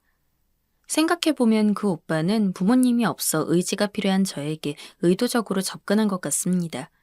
그리고선 사탕 발린 말로 언제나 저를 사랑한다 이야기하며 결과적으로 자기가 원하는 방향으로 모든 상황을 이끌어갔습니다. 고아로 살아서 부모님한테 제대로 된 교육 한 번 받은 적이 없는 저는 모든 세상의 중심이 당시 사귀던 오빠였고 참 바보 같지만 언젠가 저도 오빠도 좋은 직장에 다니게 된다면 당연히 결혼을 할 거라고 생각했습니다. 전 이미 그 어린 나이에 동네 오빠에게 몸도 마음도 다 주고 말았으니까요. 하지만 결혼보다 먼저 찾아온 소식이 있었죠. 임신이었습니다. 당시 제 나이가 21살이었고 오빠는 22살이었어요. 결혼에 대해 이야기하기는 턱없이 부족한 나이에 덜컥 임신을 해버리고 만 것이었습니다. 임신 사실을 알았을 때 저는 너무도 두려웠습니다. 내 뱃속에서 생명이 자란다는 어떠한 경외감 역시 있긴 했지만 나중에 만삭이 되어 익숙하지 않은 모습으로 부풀 배를 생각하기만 해도 겁이 나서 눈물만 흘렀습니다. 임신 소식을 알렸을 때 오빠는 저만큼 당황스러운 느낌이긴 했지만 그 와중에도 저를 달래주기 위해 노력했습니다. 그 목소리에 무서우면서도 안심이 되더군요. 내가 봐오고 만나온 오빠라면 어떻게든 해결책을 찾아줄 거라고 믿었던 것 같습니다. 게다가 사귀면서 몇 번 안 되긴 했지만 오빠의 부모님도 뵌 적이 있었기에 혹시 이참에 꿈에만 그리던 결혼을 하게 되는 건 아닐까 하면서 설레는 마음이 있기도 했습니다. 하지만 지금 거신 번호는 없는 번호입니다. 다시 확인하고 걸어주십시오. 오빠는 대뜸 저와의 모든 연락을 끊었습니다. 심지어 살던 집까지 이사를 가버렸어요. 말도 안 되는 상황이 단 하루아침에 일어났습니다. 처음 며칠은 착오라고 생각했습니다. 그러나 하루에도 수십 번씩 오빠에게 전화를 걸어도 없는 번호라는 연결음만 들렸습니다. 무언가 사정이 있을 거라고, 내가 너무 나쁜 생각을 하는 걸 거라고 어떻게든 저를 위로하고 오빠를 밀어보려 했지만 연락이 안 되는 기간이 하루하루 늘어갈수록 저는 인정할 수밖에 없었어요. 오빠가 저를 버리고 도망갔다는 걸 말이죠. 저는 사랑하는 사람에게 배신을 당하고 만 것입니다. 일찍이 아이를 지우면 되지 않았냐고 이야기하실 수도 있을 겁니다. 그러나 너무나도 믿고 있던 애인이 도망갔다는 사실을 알게 된 저는 뱃속의 아이를 신경 쓸 겨를이 없었습니다. 애가 있는지도 까먹고 있었고 매일 울다 지쳐 잠들기 일쑤였어요. 나중에 문득 정신을 차리고 아이가 있음을 인지했을 때는 이미 지우기에는 너무 멀리 와버린 상황이었죠. 어쩔 수 없이 아무 도움도 없이 홀로 10달을 꽉 채워 애를 낳았습니다. 그 사이에 입덧이며 뭐며 몸이 얼마나 힘들었는지, 심지어 돈을 벌기 위해서는 잡일이라도 해야 했기에 만삭 시절에도 부푼 배를 붙잡고 설거지에 청소를 해야 했습니다. 애 낳고 산후조리를 하는 건 꿈도 못 꿨어요. 돈이 없었거든요. 내 자식이 태어난 거니까 기뻐해야 하는데 기쁨보다는 왜 그렇게 원망이 먼저 앞섰는지, 도망간 애인도 떠오르고 이런 상황에서 조금이라도 나를 도와줄 수 있는 가족이 하나 없는 게 너무나 서럽기도 하고, 이러면 안 되지만 왜 나에게 애가 생긴 건지 애를 원망하기도 했습니다. 다시는 남자 같은 거 안 만날 거야.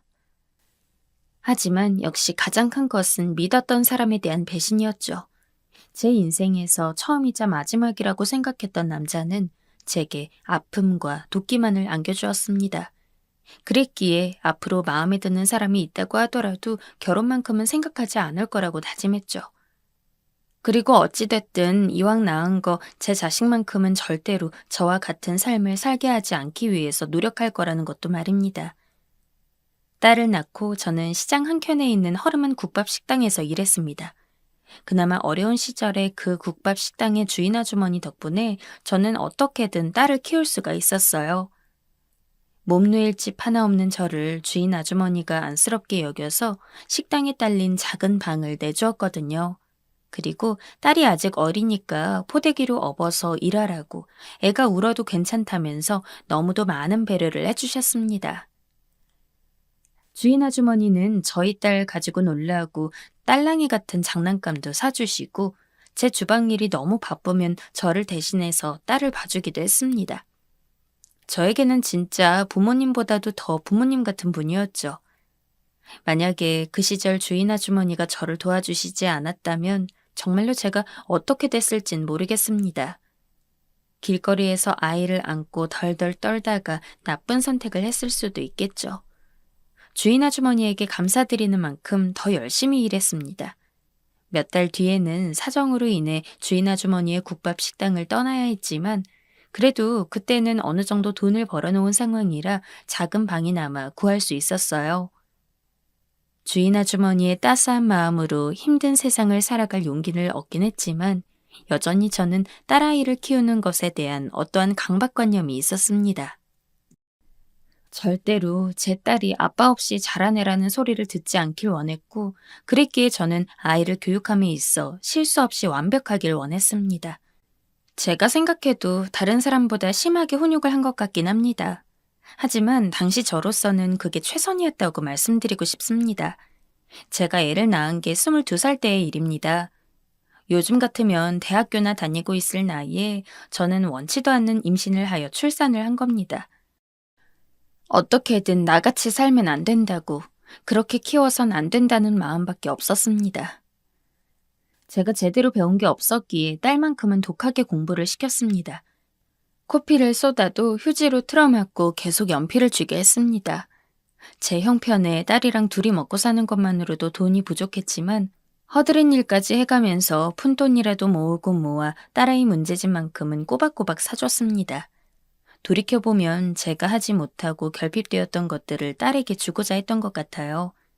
고아원에서 자랐던 저는 원 없이 공부를 하는 게 소원이었지만 고아원 선생님들이 모든 아이들에게 하나하나 공부를 시켜줄 수도 없었고 당연히 문제집을 사준 일도 없었습니다.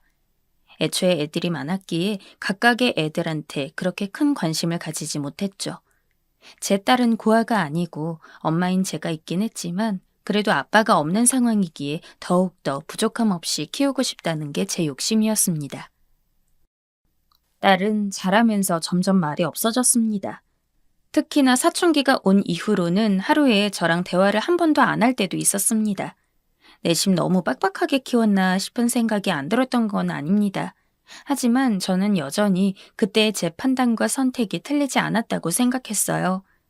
한번 해이해지면 걷잡을 수 없이 풀어지는 것이 공부 습관이고 저는 딸아이가 누구보다도 훌륭한 사람이 되길 바랐기 때문에 당장 학창 시절에는 별다른 추억이 없을지라도 나중에 좋은 대학 가서 좋은 직장에 취직하면 그때는 딸아이가 원하는 대로 살 수 있는 거니까 딸 역시 그때까지만 참는 게 훨씬 더 효율적이라고 봤던 것 같아요.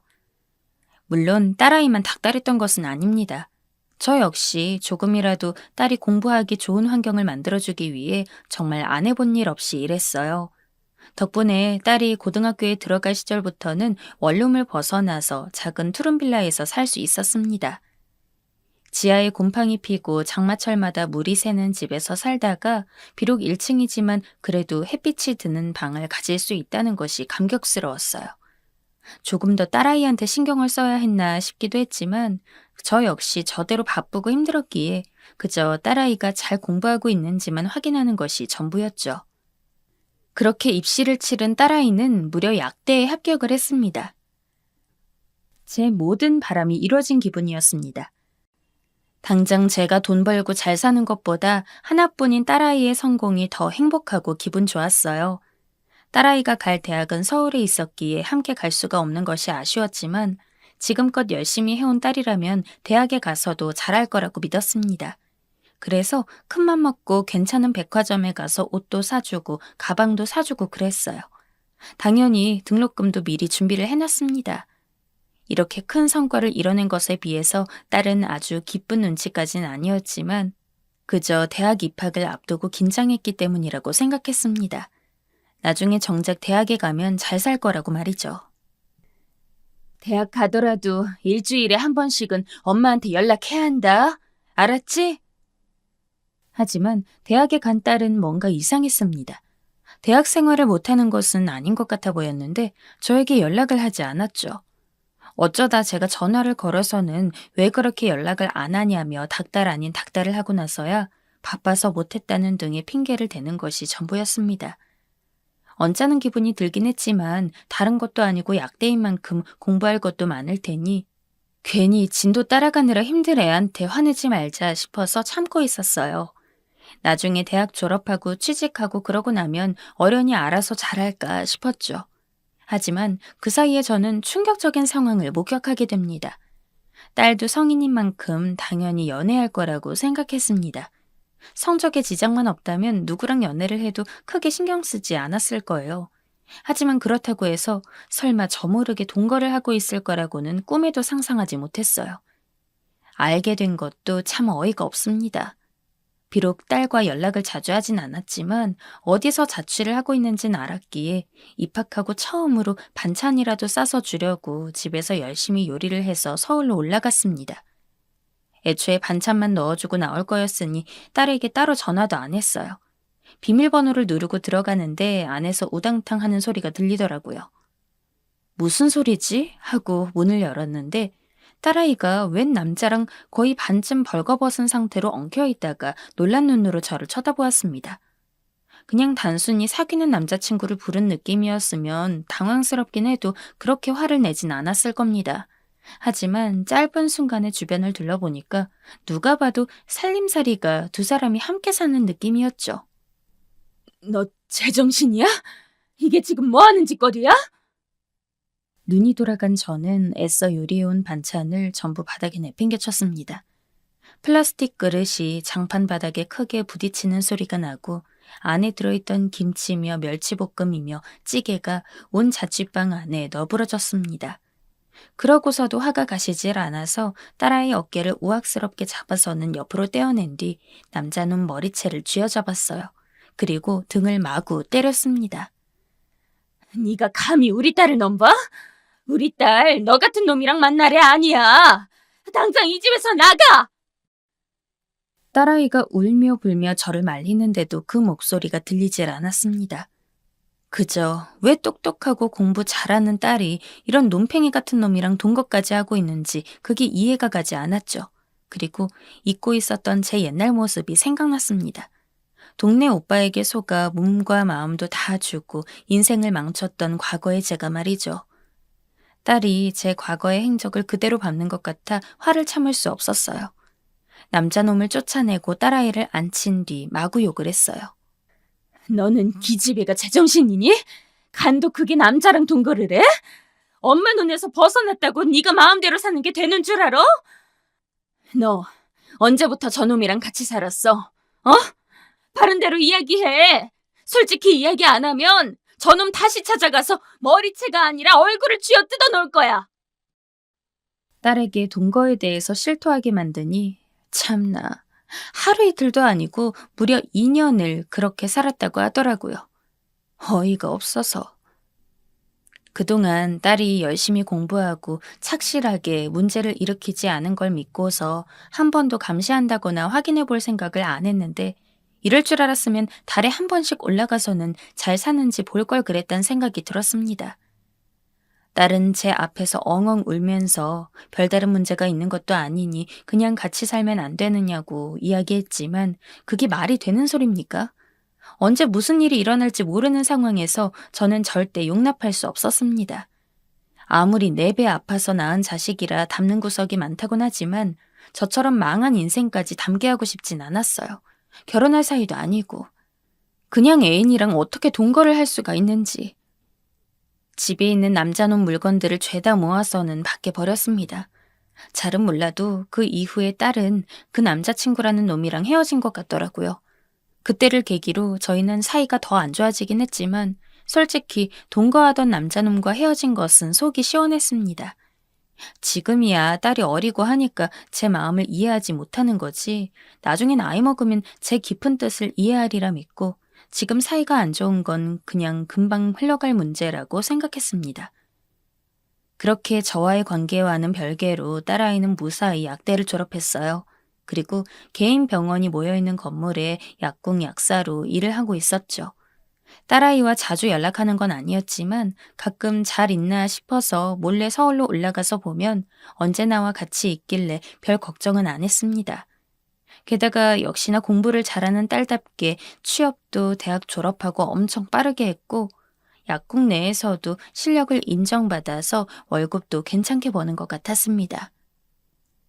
게다가 약사로 일해서 그런지 의사들과도 꽤 접점이 많아 보였습니다. 내심 약사 딸에게 의사 남편이 있길 바랐던 저는 딸이 괜찮은 사람을 만나서 사귀면 좋겠다고 바라고 있었는데 한 1, 2년쯤 지났을 때 딸아이가 결혼하고 싶은 사람이 있다고 저희 집에 남자를 하나 데려왔습니다. 그런데 그 남자는 딸이 일하는 건물의 이비인후과 의사였죠.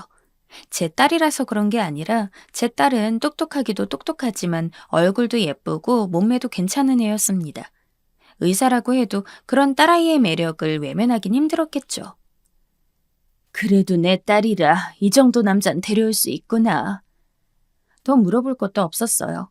애초에 이비인후과라는 의사라는 점에서부터 저는 딸아이 결혼을 허락한 것이나 다름없었거든요.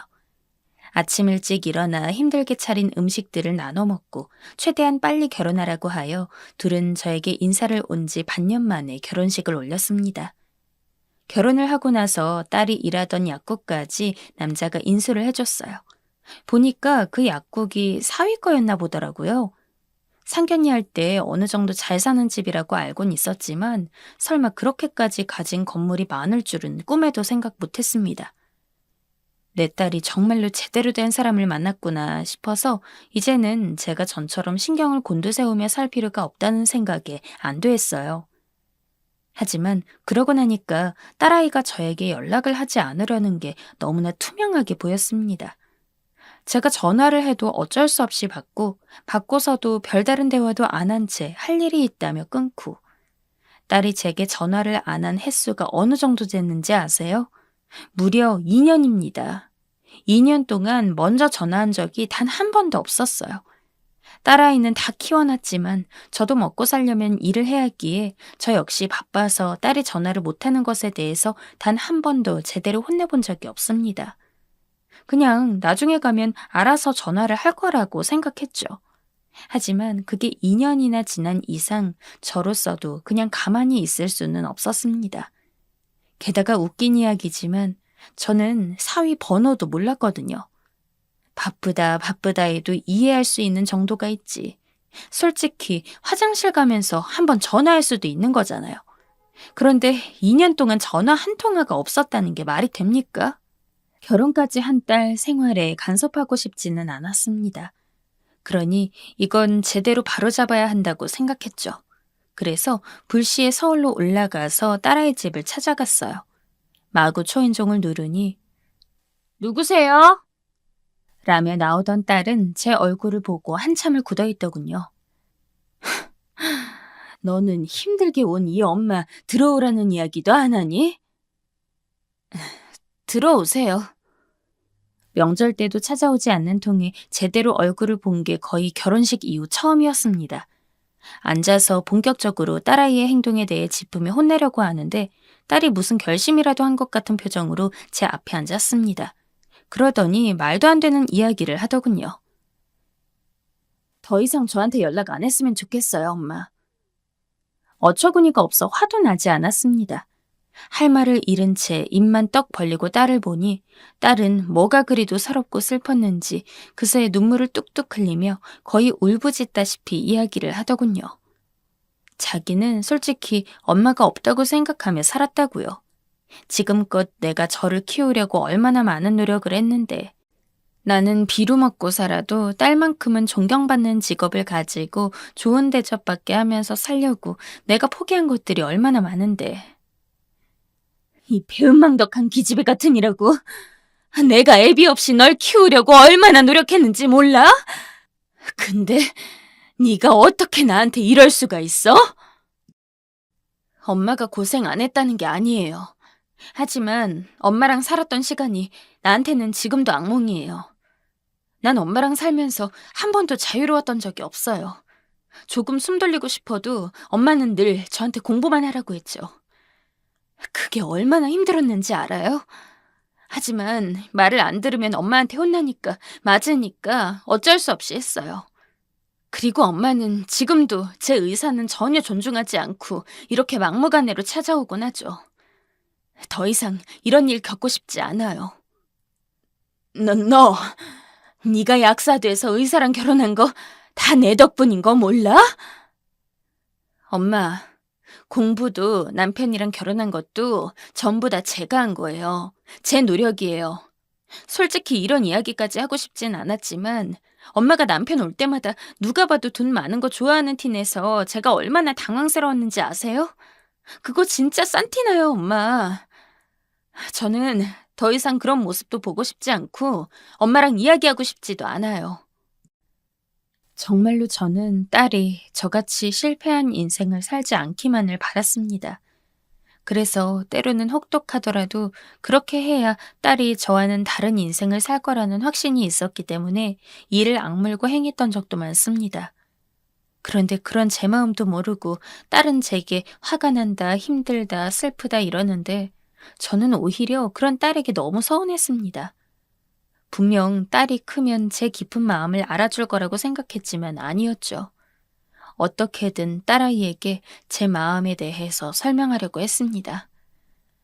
나라고 그렇게 너한테 가혹하게 굴고 싶어서 그랬겠니?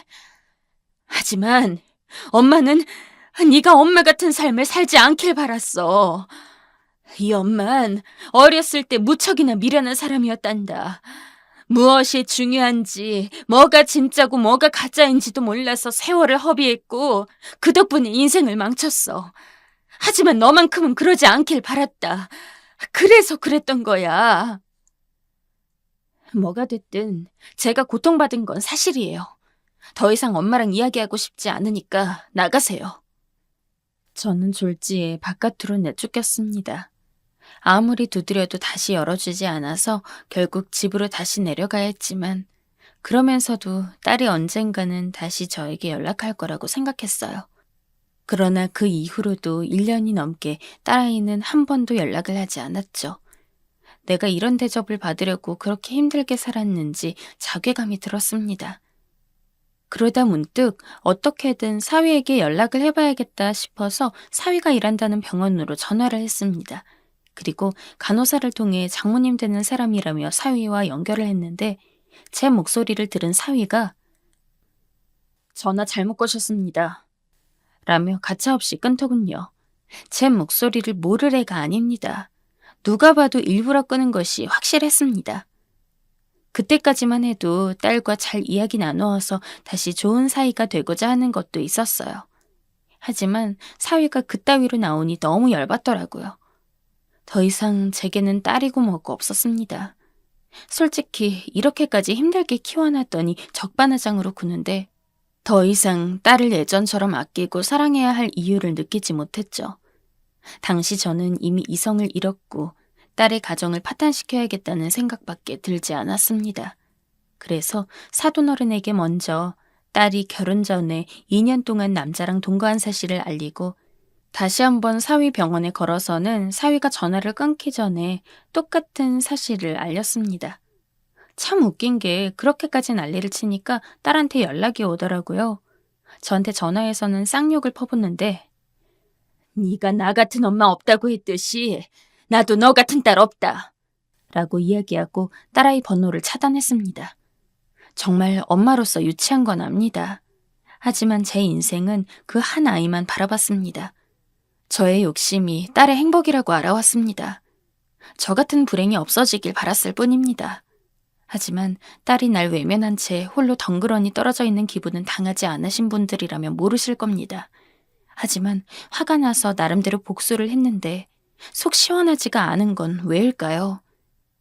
진짜 인생 별거 없네요. 이렇게 보답받지 못할 줄 알았으면 그냥 그때 애를 지울 걸 그랬습니다. 너무 후회됩니다. 저는 또다시 사랑하는 사람에게 버림받았네요.